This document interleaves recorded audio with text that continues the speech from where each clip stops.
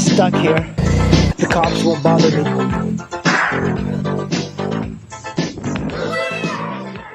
Such a first world problem. Take the Buddy or take the sh150.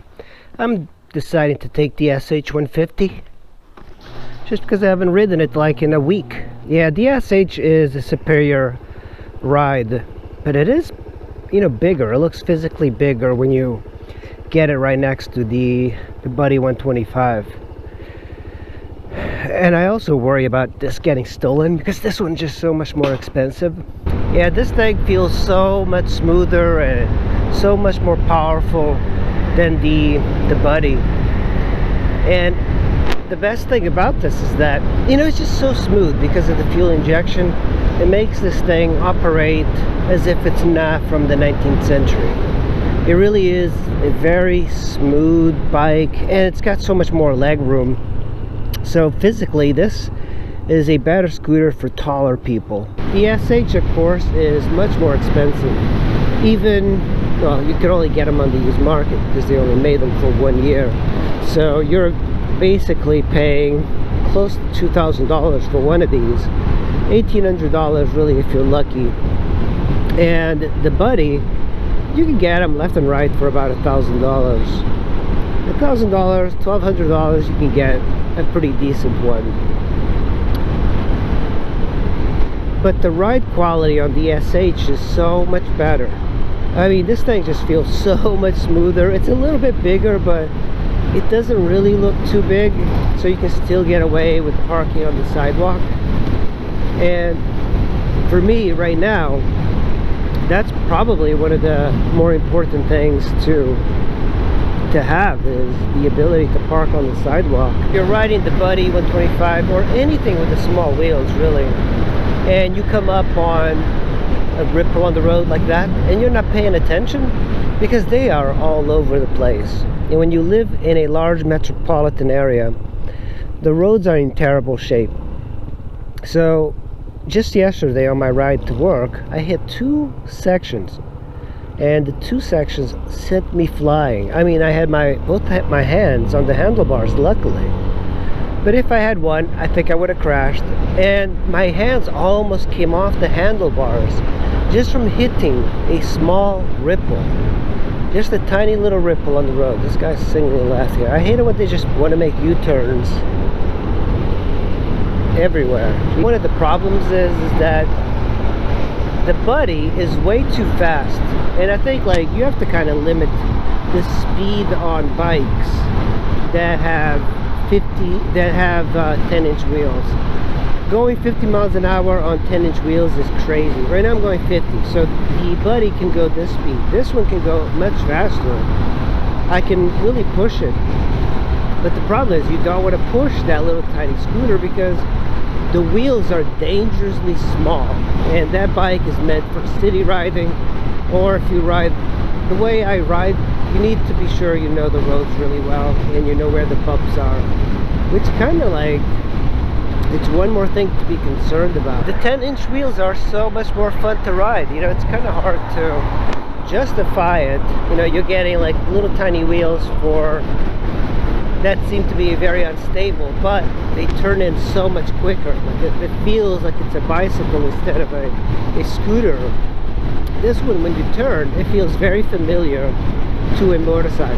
The 16-inch wheels got this kind of like slower turning, and I'm not really used to the super sharp handling that the 10-inch wheels gives you.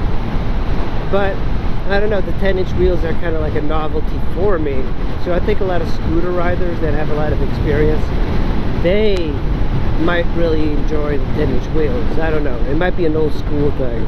And this thing is just much more livable. If you live in a big city, you can kind of get away with this, because you still have to get a license for the Buddy 125, like a motorcycle license. And you know, this one does give you a little bit more power, so you can get away by doing this, like passing this slow moving Jeep on the left lane. Jesus, man.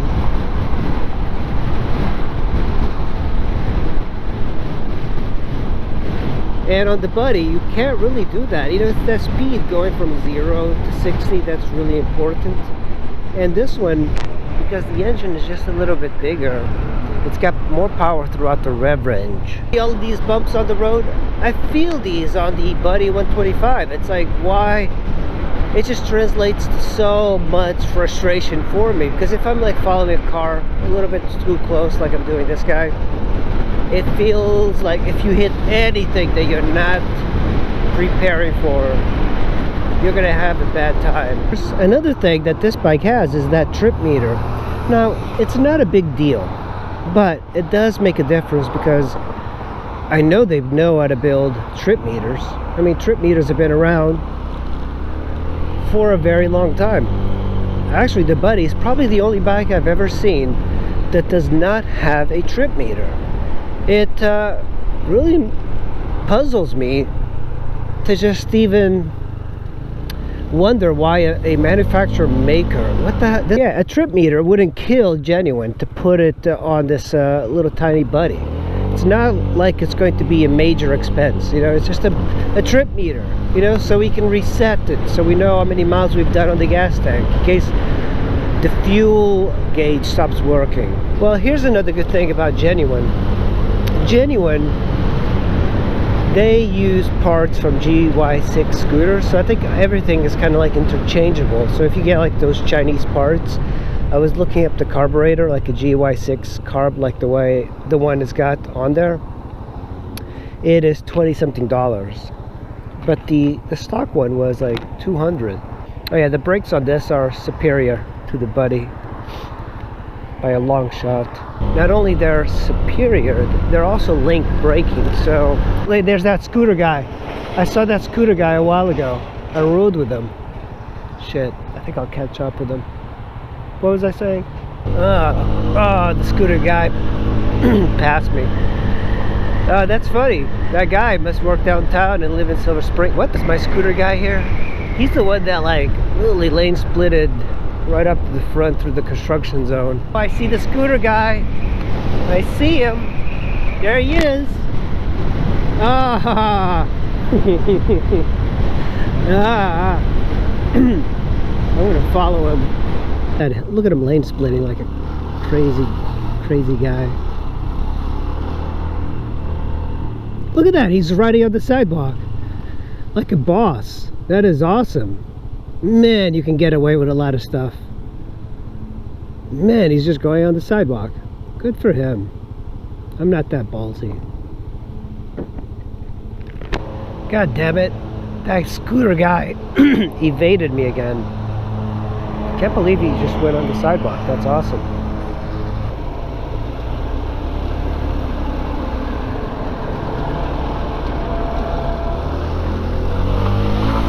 Jesus Christ, it took forever. Just because these guys are like hanging out here. Jeez, I lost my scooter guy. This bike is also very much taller than the Buddy 125, and it's closer to the handlebar. So on the Buddy, you kind of have a little bit more of a stretch to your arms. This one is more definitely like a sit up and beg really closely type of position. It's very much like how you would sit on a chair, and the Buddy, it would be more like a lounge chair, a little bit of a shorter chair. The SH, being in a 150, beats out the Buddy in every sort of condition. But you know, the Buddy is a 125, and it doesn't really feel like a 125cc. You can definitely tell it's more powerful than a 50, but I don't think the Buddy 125 would be able to beat, say, a Honda Elite 80 from the 80s. It really doesn't feel very powerful at all.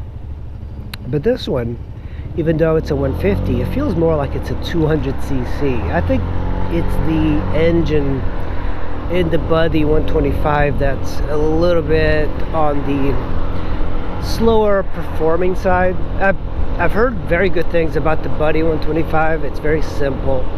It's very easy to work on. It's carbureted. It's from 2007. And for example, it doesn't use a fuel pump. It's gravity fed into the carb. It's very simple. It's a very simple bike, and I think a lot of people enjoy messing around with those because you can probably get a whole lot more power. There's very very easy things to get and very cheap things to get, so you can make adjustments. You could probably even get like different engines and install it. So in conclusion, guys, the sh150 is a much better scooter than the Buddy. But the Buddy, you can get them so cheap that oftentimes you can get 2 Buddies for the price of 1 sh. So for me, a lot of times it comes down to price, but I think I would pay a little bit extra for this sh, just because of the large wheels and fuel injection. It just makes a much better bike to keep for a very long time if you're going to be commuting. It's a much better platform for riding, and I think the Honda engine will outlast the genuine company, which is a Taiwanese company. It's a profit deal.